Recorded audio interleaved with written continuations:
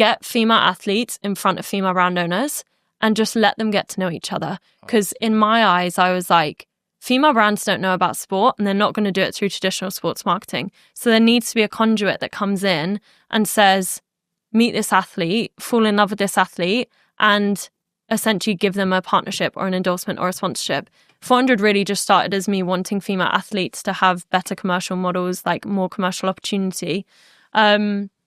And we started doing that, and I literally just reached out to people on Instagram, and the first members that we had I say members, but the first kind of people we had to join the collective or that were enthusiastic about the collective were like Keely Hodgkinson and Dina Ash-Smith, which was wild because that told me from day dot that we've got something huge here. Like if huge female athletes are already identifying with the brand and see the opportunity there, then we need to take this huge.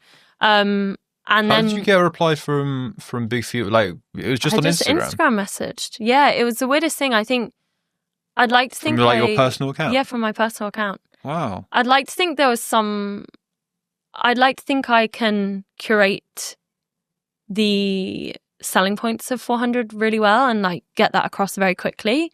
And for the female athletes, it was just meeting these brands. They were finally given an opportunity to, not through an agent, not through some kind of corporate structure or business structure, just meet female-owned brands and female founders who would actually be signing on the dotted line of these sponsorship deals, endorsement deals, and partnerships. And it started as that. I reached out to rights holders. I was like, can we have your VIP box? I've got these female athletes. I've got these brand owners. In their eyes, the added value was we're bringing brands into the stadium. Hopefully, these brands will want to invest at club level rather than just athlete level. And it started as that. We went to Arsenal, Chelsea, Tottenham, Wimbledon, Giorgio Armani Tennis Classic, and I just kept pitching essentially this model that we're going to bring key opinion leaders and female athletes and brands into your space. And then it very quickly became much more than that.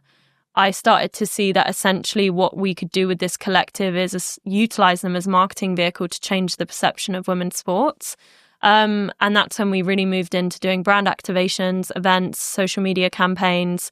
And it wasn't something I ever envisaged. It's not like I sat down on that Tuesday with a huge business plan, much to my dismay, because I think I would have saved a bit of time if I did. But I just saw a gap in the market. I saw a fan base that wasn't being catered to. I saw female athletes that weren't getting the remuneration they deserved. Just wanted to try and do something about it. And then about 3 months in, Arsenal, we had an event with Arsenal where I just brought all the 400 girls along. At that point, there must have only been about 50, 400 And when you say girls. 400 girls, these are female athletes? These are either female athletes, female brand owners, like Forbes 30 under 30 brand owners, or key opinion leaders who I think could shift the narrative of women's sports. And we did an event with Arsenal. It was in their hospitality section. And the head of marketing came up to me afterwards and he was like, or she was like, sorry, the electricity and energy that you guys brought to the room was like undeniable. The feeling of being a new fan was completely emulated in your group. Like the excitement of seeing the pitch for the first time, the questions, like they were like, we haven't seen this in a long time because we have our core fandom and they come to every game, but we haven't quite seen the energy and electricity like 400 had. Could you create a social campaign that emulates that? I'm a one-person band and have been up until like a week ago, but I was like, yeah, I'll do what I can. Like I had really great creative friends. My sister is like the social leader on running. My whole family is so creative. So I was like, yeah, I can find someone to do a point and shoot and just like a run and gun campaign. They gave me the fee to do it. I got 400 girls to feature in the campaign because one, we were strapped for cash, but two, I was like, this is an added value. If Arsenal are going to promote this campaign on their platform, that's the first wave. But the second wave is utilizing key opinion leaders, aka the 400 girls, to push it out a second time to their following. All in my mind was thinking, how do we reach a new demographic? How do we get Arsenal women in front of new eyes? And 400 girls are the way to do that. They just share it to their story. They're featuring in a huge campaign on Arsenal Women's page. Like, they're going to share it. I know how women work. Like, thankfully, being the demographic that we're trying to target, I do understand how that kind of psychology works, which I think is another added value. And we did this Arsenal campaign and it tripled their ticket sales the day it released. And it got 9.1 million engagements within 2 weeks. And I purely put that down to the fact that, one, we didn't show, and this is not a discouragement to show athletes and gameplay and stats, but we were trying to reach a new fan, the dormant sports fan. So immediately I was like, we can't show the pitch, we can't show the players, and we can't show stats. We need to show experience. So one was essentially just showing fan experience, showing the electricity, showing the energy. It was a lot of POV shots of the girls that they'd actually captured on their own phones, and then professional content for our videographer, Josh. So one, why I think it did so well is it was this fan-based experiential content as opposed to pitch and players. And that immediately brings in a new demographic because they don't see a pitch and think, oh, I'm not a football fan, I'm just going to swipe it off. They saw girls who were in a community-like environment, super excited, taking their own content, like things that you would identify with as an 18 to 25 or 18 to 30-year-old. And secondly, we featured the women in the campaign. So we had this extra wave of promotion that I don't think a lot of agencies utilize, is essentially a core collective that you can feature in campaigns that you know have a big following and that you know have a cult audience, and you can utilize them as that second wave. So yeah, Arsenal, we did the campaign, it tripled their ticket sales on the day of release. We had just amazing feedback. That was the first campaign I've ever done, and it was like literally one guy and me, and then the 400 girls. And then since then, it's just been inbounds.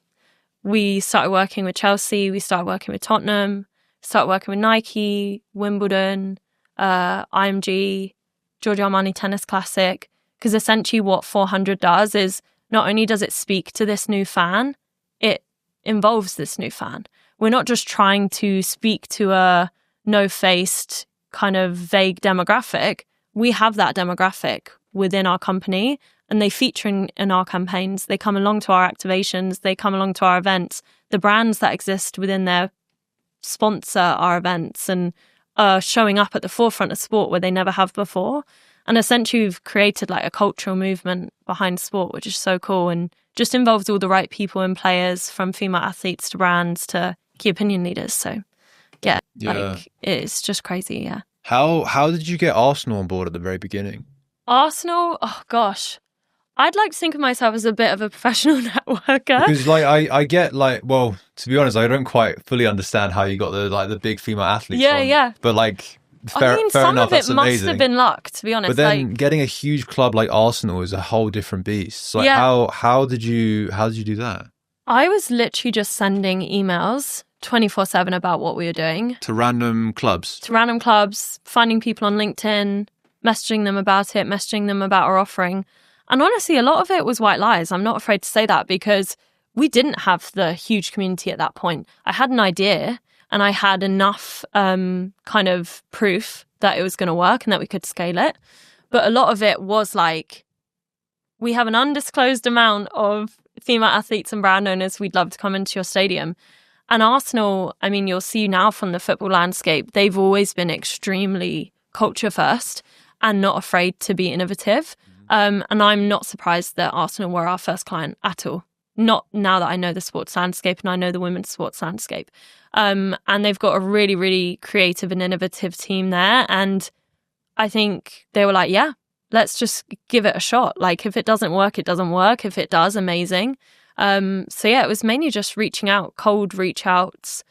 And really, I think, as we've said before, like, I'm so passionate about it that when I speak about it, I think it's hard sometimes for people to not feel that like same passion.